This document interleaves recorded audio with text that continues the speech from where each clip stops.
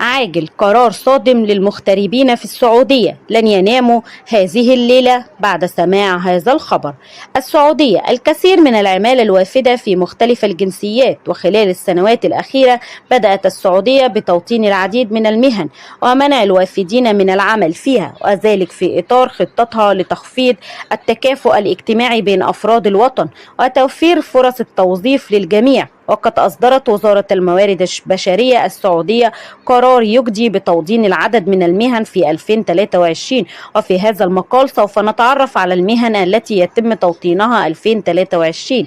المهن التي سيتم توطينها في السعودية: أصدرت وزارة الموارد البشرية السعودية خلال الأيام الماضية قرار وزاريا بتوطين عدد من الأنشطة والمهن، والذي في إطار سعيها لتوفير المزيد من الفرص العمل المحفزة والمنتجة لأبناء وبنات الوطن ورفع مستوى مشاركتهم في سوق العمل. وشمل القرار توطين مهن إدارية المشاريع، وهي مهن مدير إدارة المشاريع، أخصائية إدارة المشاريع أيضا، والمشتريات، المبيعات، ومنافذ تقديم خدمات أنشطة الشحن ووسط الشحن، وأنشطة التزين والخياطة النسائية. ومراحل قرار التوطين: المرحلة الأولى توطين نسبة 35% من إجمالي عدد العاملين في مهن إدارة المشاريع في المنشأة.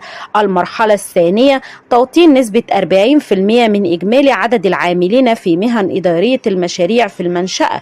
ويسر هذا القرار على جميع منشآت القطاع الخاص والعاملين في السوق السعودي، والتي يعمل بها 3 عاملين فأكثر من العاملين في مهن إدارة المشاريع، وأن يكون الحد الأدنى للأجور 6000 ريال.